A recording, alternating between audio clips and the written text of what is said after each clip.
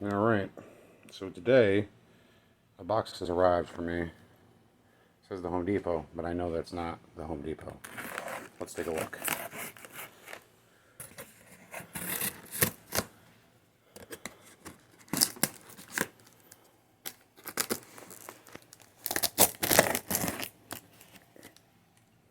Alright, I think I got all the tape seals. Let's see here.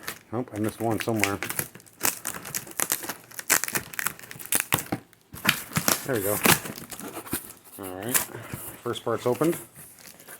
Second part. Oh, this guy taped it here too, and I already put the knife away.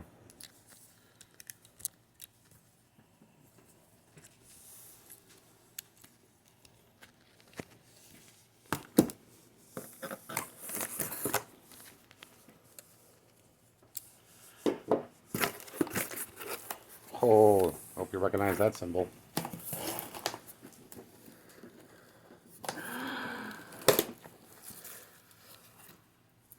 Oh yeah. Oh yeah. You probably recognize that. Oh, I do. I recognize these. What else we got here? So we got Missile Command.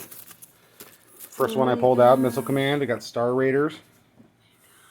Combat. Berserk. There's a classic, huh? So good. And then Vanguard. All for the 2600. We got some more here. We got Mega Mania. There we go. Ooh, it came with a catalog.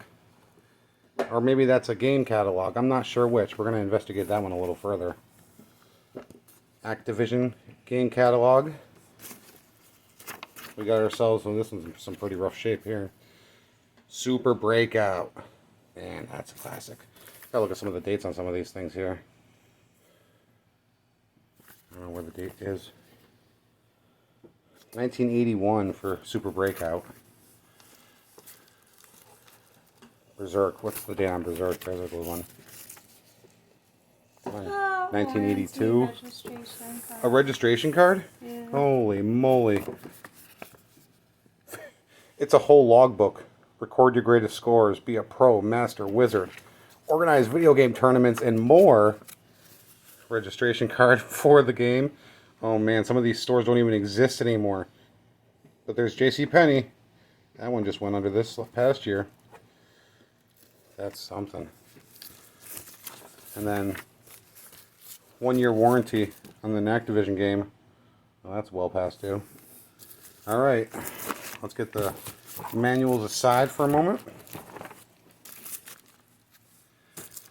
Got some bubble wrap here. Pretty good. I'll give credit to that for the eBayer who wrapped this up for me. It's pretty decent.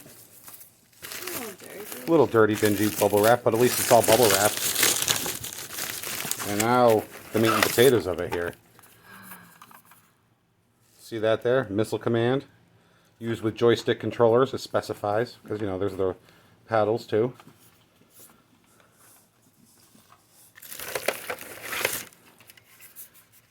River Raid. I didn't get a manual for that one, but that looks pretty good. 2 game versions, one for 1 player, one for 2 player. Conceived and designed by Carol Shaw. Alright, Carol. We'll see how that comes out. Oh, man. Demon Attack. That's already in the Sears video game system, because Sears made their own version of the Atari for a little while. It was short-lived, but they wanted to get into the video game industry, and that was their way of doing it. Asteroids. Everybody has played Asteroids at least once in their life, I imagine. And if you haven't, you're going to, especially my kids are shaking their heads right now, but they're going to play today. Maybe. Let's see if the TV that I'm going to use this with works. Defender. Classic. I love the artwork, just for a second. If we take a look at that. Unbelievable. Oh, here we go. Carnival by Sega. Boy, that game has been ported so many times. Sega, one of the big game manufacturers out there. Failed with their own systems, but... Oh, there's Adventure. That was one of the earliest games to ever have an Easter egg in it. Because if you notice, nowhere on this game pack does this give any credit to anybody. And the developer, I forget what his name is now, Robert something, I think. I'm not sure, but he put an Easter egg in there where you could see who the developer was if you followed the path the right way. Star Raiders. game program. Pretty nice there. I always thought it was funny that the stickers always went on this way, but the cartridge goes in there, so you end up putting it into the system like this. Oh, here's an interesting one. Combat. 1 through 5 is tank, 6 through 9 is tank pong, 10 through 14 is invisible tank, and then you got biplane and jet fighter. Definitely have fun with that one. Freeway. Oh, what is this, like a Frogger clone? That's what it looks like to me, is a Frogger clone. That ought to be interesting. Getting almost down to the bottom here. We got, what, like 4 more left? There's the Vanguard cartridge. We got the manual for that one. That's nice. And here we've got Berserk. Manual for that one as well. That's good. And then we've got, whoops, Super Breakout, which we also have the manual for. That one, see, specifies used with paddle controllers. And then what's this? Oh, this is one, I think this is this for an Atari or is that for an Aquarius? I got a feeling, yeah, it's made by Mattel. I got a feeling that this is for an Aquarius system and not for the Atari itself. I don't know that that fits in the Atari, I'm not sure. But I remember these cartridges and I feel like that the Aquarius computer system used this, but we'll find out. Alright, get some more garbage out of the way. Oh, now we got some wires here. Oh, these are controllers.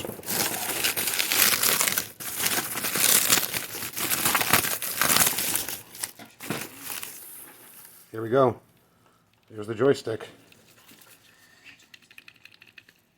See the joystick controller there? Got one joystick controller. Now, these things, there was no such thing as wireless controllers back then. So these wires are good, I don't know, 4 feet long, so you can actually not have to sit right up on the TV. Although, back in 79, 77 when the Atari came out, I think, people didn't have huge 50-inch TVs. You know, I mean, the biggest you could probably get was like a 27, which was just big enough to be able to use your controller. So, there you go. So, it indicates which way is up. So, that's up direction there. So, you would hold and press the button with your left hand. Holding the camera on my left hand, so I won't be doing that yet. Alright, more garbage. Now we got ourselves a power supply. So there we go, OEM power supply, nice. Ware's got a few kinks in it, but overall it looks like it's in pretty good shape.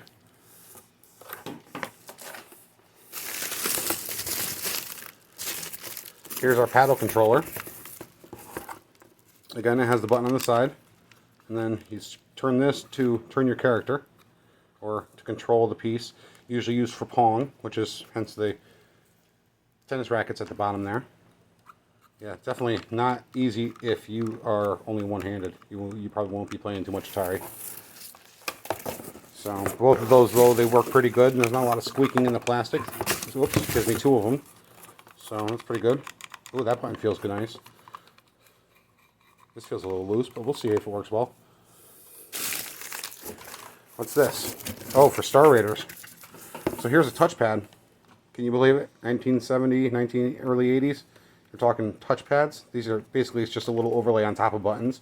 It's not really a touchpad, it's just buttons. But it's a video touchpad that will connect into the Atari. Alright. Now I think that everybody at this point might be able to guess that the Atari's under here. Oh boy. Here's a throwback for anybody. An RF switch. So what you do with this guy, you plug your game console or computer system into here. Screw on a couple of Y screws onto here that then lead up into your antenna. And then if you wanted to watch TV, you switched it down and you can watch TV. If you want to play computer or Atari, you flipped it up and then you would turn on your Atari. And because there was no channel tuning like that, you know, it was VHF, UHF, and different connections back in the time. This thing's definitely seen better days, but I'm surprised that it even has one. We'll see what we need to do to get things operational here. And here is the Atari itself. So on the back of it here, you've got its AV cord, which it has a coaxial plug to it, which is nice because we'll use that coax to plug it into the TV I want to use it with. And you've got all your settings for your game if you're playing game 1 or game 2. Game reset. Over here you've got color or black and white based on your television type. Turn it on and off with the power switch. And then that's where you plug in your left controller. Difficulty versions of A or B. There's already preset to B. And then this is player 2. If player 2 is going to have a difficulty of A or B. And then over here you select which channel the RF signal comes through, channel 2 or channel 3.